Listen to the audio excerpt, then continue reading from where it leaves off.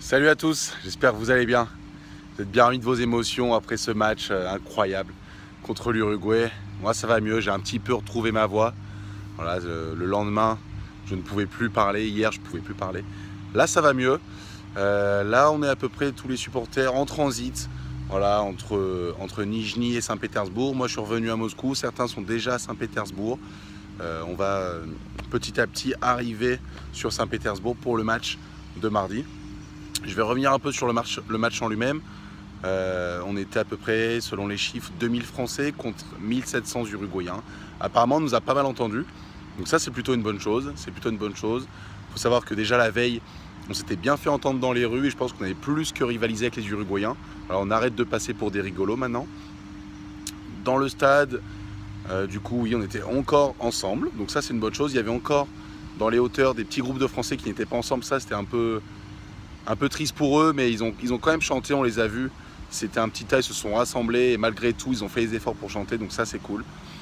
Nous, derrière le but, vous nous avez vus, et bon, il y a encore certaines personnes qui ne sont pas éduquées à chanter dans les stades, et on entend encore enlevez votre casquette, on voit pas, asseyez-vous, excusez-moi, ce siège B38, c'est ma place, vous pouvez vous mettre à votre place.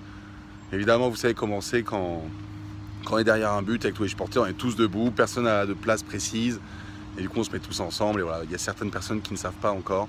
Et c'est des Français qui viennent vous dire ça. Donc, un public qui est quand même beaucoup familial.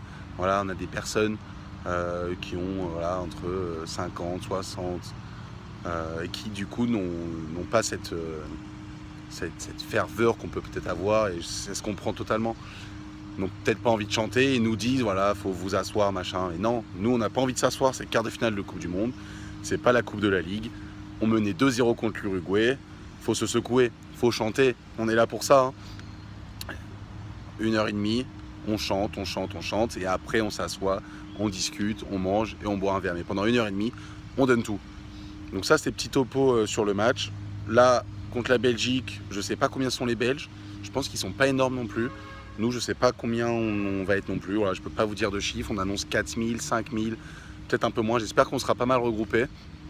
On va voir ça déjà demain sur Saint-Pétersbourg.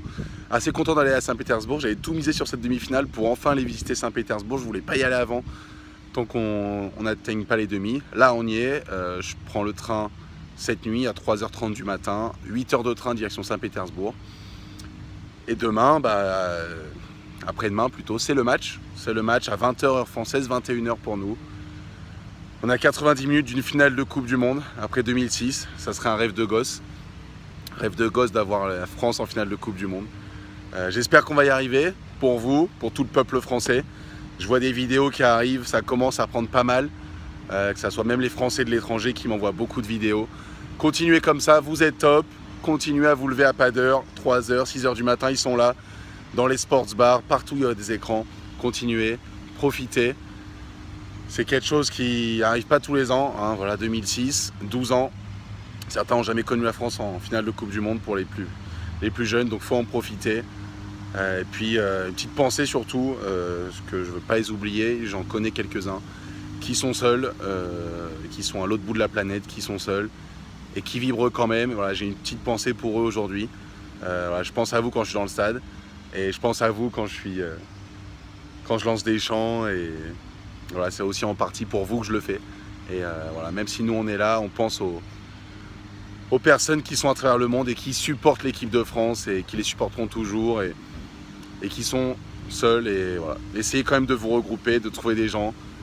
C'est quelque chose qui est incroyable, mais des fois c'est pas possible. Voilà. Je vous fais un bisou, profitez bien de votre dimanche. Demain chez Cobureau, vous allez parler que de ça. Et puis mardi on y est. Allez, kiffez bien, salut.